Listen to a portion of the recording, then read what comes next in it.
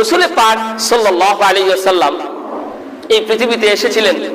আশ্চর্য দুঃখজনক একটি বিষয় হলো যে হুজুর সাল্লাল্লাহু আলাইহি ওয়াসাল্লাম এই পৃথিবীতে তিনি মুক্তির বার্তা নিয়ে এসেছিলেন।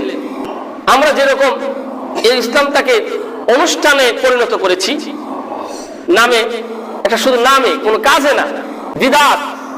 আল্লাহ রাসূল সাল্লাল্লাহু আলাইহি ওয়াসাল্লাম বলেছেন কুল্লু বিদআতিন দালালা ওয়া কুল্লু দালালাতিন ফিন্নার।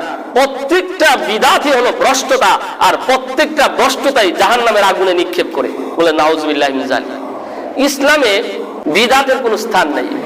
বিদআত হলো নতুন বিষয়, নতুনত্ব। বিদআত হলো ইসলামের নতুনত্ব, যেটা আল্লাহ রাসূল করেন নাই, সাহাবারা করেন নাই, এবং আল্লাহ রাসূলের কোনো সমর্থনও নাই। সেটা যদি কেউ করে সেটা হলো বিদআত।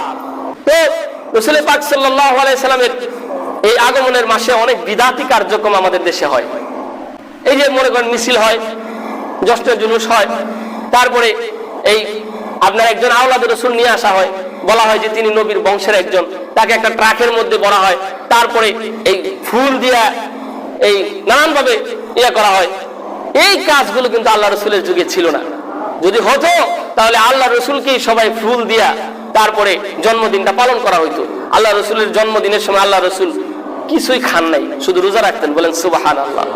আর এখন তারা জিলাপি খায়, কেক খায়, কেটে কেটে তারপরে উদযাপন করে। যদি করতেন তাহলে আল্লাহ রাসূলের সাহাবীরাও করতেন। সাহাবারা জিজ্ঞাসা করেন, ইয়া রাসূলুল্লাহ, আজকে আপনার জন্মদিন, আপনি রোজা রাখেন কেন? আল্লাহ রাসূল বললেন যে এই দিনে আমি জন্ম নিয়েছি, এই দিনে আমি নবুয়ত পেয়েছি, আর এর শুকরিয়া, কৃতজ্ঞতা স্বরূপ আমি আল্লাহ রব্বুল আলামিনের সন্তুষ্টির জন্য রোজা রাখি। বলেন সুবহানাল্লাহ। তাহলে বোঝা গেল যে বিদআতের কোনো স্থান নাই, আল্লাহ রাসূল এটা করেন নাই।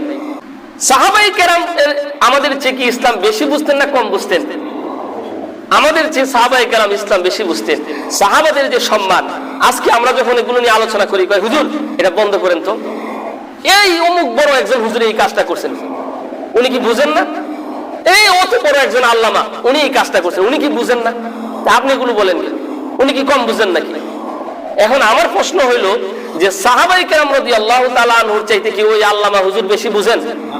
সাহাবায়ে কেরাম থেকে কি ওই পীর সাহেব হুজুর বেশি বুঝেন?